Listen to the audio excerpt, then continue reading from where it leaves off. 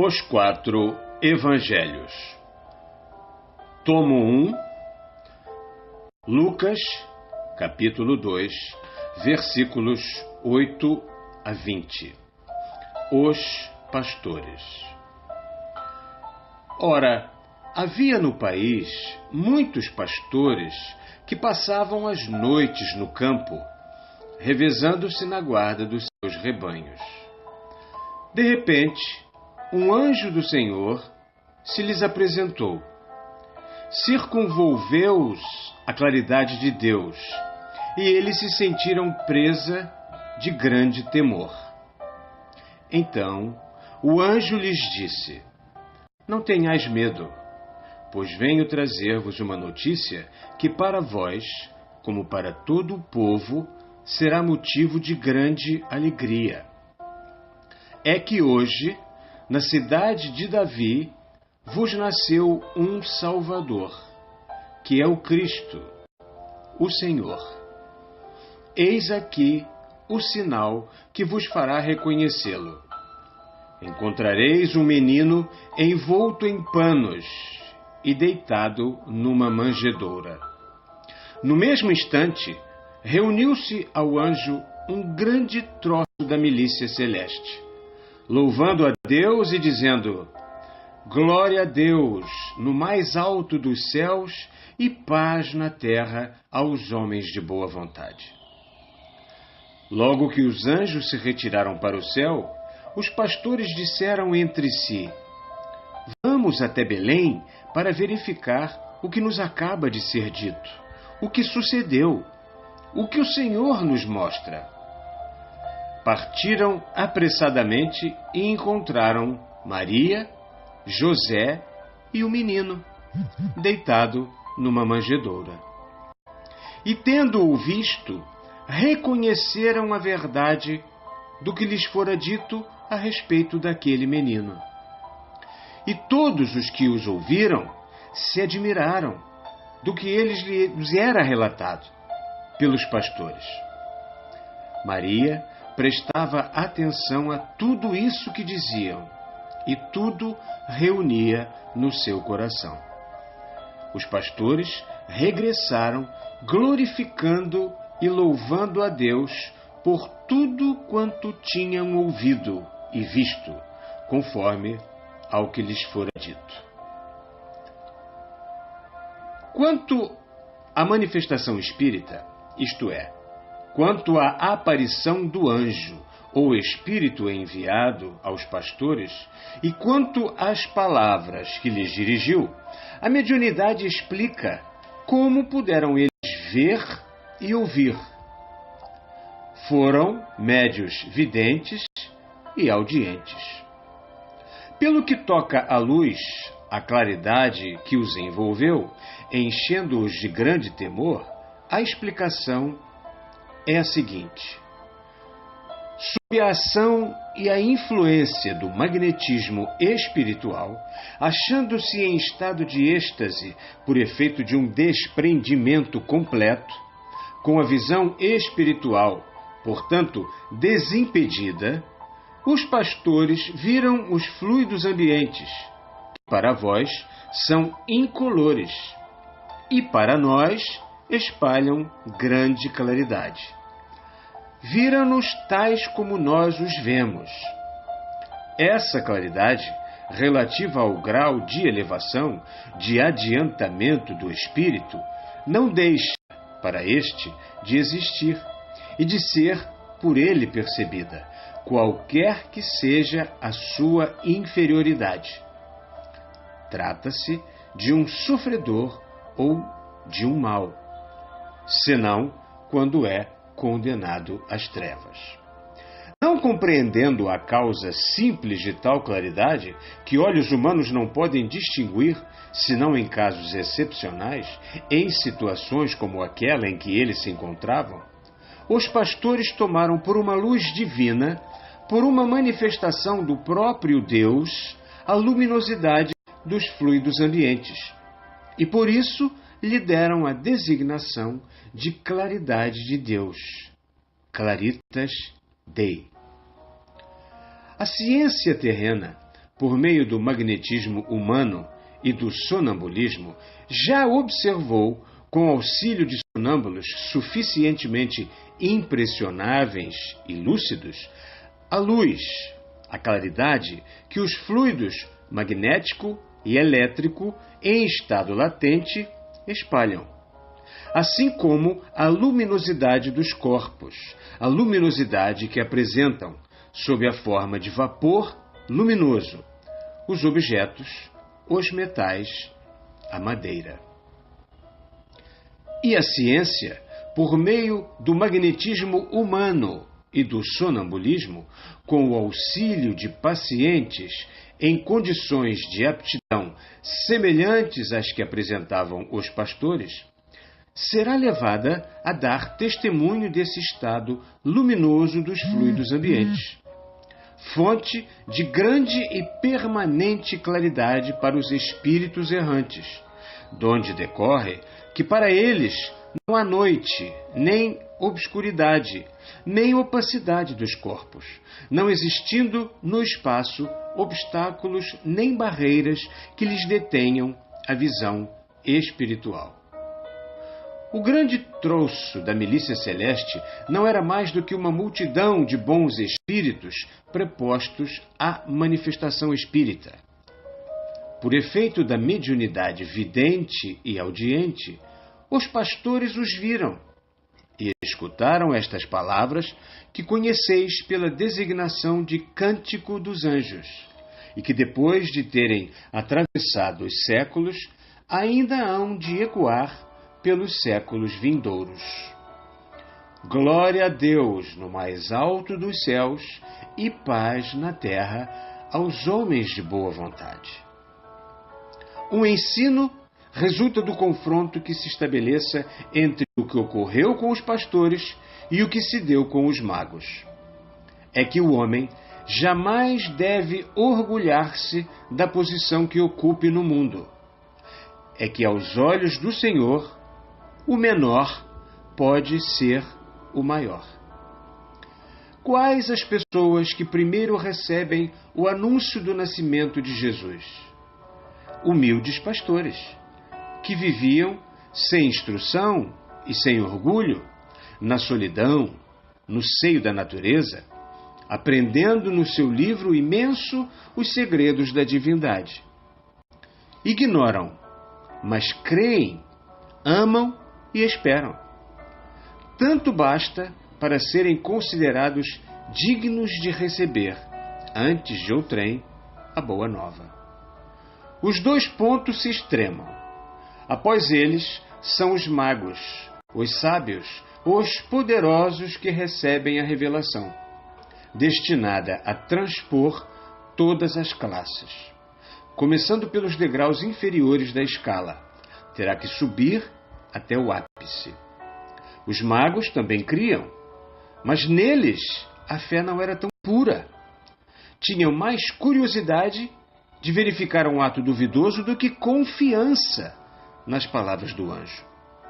Contudo, também vem prosternar-se diante do menino, trazendo-lhe os tributos que se ofereciam ao Senhor. E que, nem o compreenderem, sentem que aquele menino, se de fato existe, deve ser de uma essência superior a deles, para dar causa a tão grandes coisas. Nota 34. Falando da revelação feita primeiramente aos pastores e depois aos magos, haveis dito, destinada a transpor todas as classes, começando pelos degraus inferiores da escala, terá que subir até o ápice. Estas palavras são aplicáveis aos tempos atuais do advento da Era Nova do Espiritismo? E assim, o que primeiro se operou com relação aos pastores e depois com relação aos magos foi um aviso do que se daria por ocasião do advento dessa Era Nova, relativamente à revelação espírita? Há um conselho e um exemplo que se vos dão. Deveis, antes de tudo, levar a boa nova aos deserdados do vosso mundo, que são os mais ansiosos, sem, todavia, vos esquecerdes das classes, entre vós, mais elevadas. Vedes que o anjo avisa os pastores e se retira, por saber que eles têm o coração simples e reto.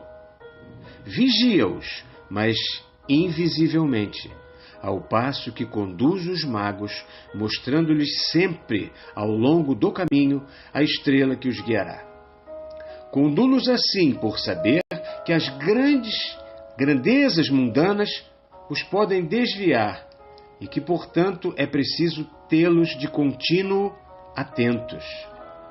Que o anjo que os avisou vos sirva de exemplo. Imitai-o. Consagrai aqueles de vossos irmãos que o mundo considera ínfimos as primícias dos vossos cuidados e a maior parcela do vosso amor. Mas para isso, não desprezeis os felizes da terra, porquanto a estes é que se aplicam, no seu verdadeiro sentido, estas palavras, cujo alcance as interpretações humanas falsearam. Muitos os chamados, poucos os escolhidos. Muitos os chamados e poucos os escolhidos, sim, porque bem poucos sabem aproveitar os meios que a bondade divina lhes pôs nas mãos para progredirem e impulsionarem o progresso de seus irmãos. Sem dúvida, a felicidade na terra é uma provação mais suave do que o são a pobreza e as decepções, mas também muito mais difícil de ser levada a bom termo. Felizes do mundo, as riquezas que possuís não vos foram distribuídas para a satisfação vossa. Não é para a vossa ventura que os acontecimentos estão sempre de acordo com os vossos desejos, com as vossas necessidades. Oh, não! Não é para o vosso gozo material, para incrementar o vosso orgulho, o vosso egoísmo. Nas riquezas, só deveis procurar um benefício moral vindouro. Os bens terrenos vos são concedidos como instrumento e meio de amor e de caridade, para com os vossos irmãos, de progresso moral e intelectual, para eles e para vós, a fim de que aprendais a lhes dar útil e generoso emprego. Não devem servir para que desfruteis uma existência voluptuosa, mas para suavizardes os sofrimentos dos desgraçados. Não devem contribuir para viverdes na ignorância e na preguiça, mas para adquirirdes a ciência que o estudo, sempre dispendioso, pode proporcionar, e em seguida para espalhá-la gratuitamente a mancheias, por aqueles que carecem de recursos, ou para fazerdes que os outros espalhem abundantemente a instrução tão necessária ao povo, se por muito limitada a vossa inteligência, não puderdes aprendê-la. Não é para o vosso contentamento que tendes as íntimas satisfações. Não deveis limitar-vos a dizer: tenho sorte, nasci sobre uma estrela feliz, tudo me sorri. Deveis primeiramente agradecer àquele que permitiu fosse tal o vosso destino. Deveis, depois, fazer com que este se reflita sobre todos os que, menos felizes, estão sujeitos às provações morais, às vezes tão pesadas. A esses, dai o excesso da vossa boa fortuna. Consolai, alentai, moralizai, ponde-vos em lugar dos que sofrem, ajudai-os a suportar o peso de seus infortúnios, não superficialmente com os lábios apenas, mas com amor do fundo dos vossos corações. Praticai a justiça, o amor e a caridade para com todos e por todos, debaixo dos pontos de vista material, moral e intelectual. Oh, então, não mais vos diremos, muitos são os chamados e poucos os escolhidos, pois que do alto de seu trono o Senhor deixará cair sobre vós um olhar de complacência. E assim, como o ímã atrai o ferro, ele vos atrairá a todos, ligados pelos laços da solidariedade e da fraternidade universais, a seus pés, a fim de receberdes a coroa dos eleitos. Nota 35. Haveis dito, falando dos magos, tinham mais curiosidade de verificar um fato duvidoso do que confiança nas palavras do anjo. Deve-se daí concluir que receberam uma revelação espírita? Sim, explicar-vos-emos este ponto quando tratarmos da visita deles a Belém.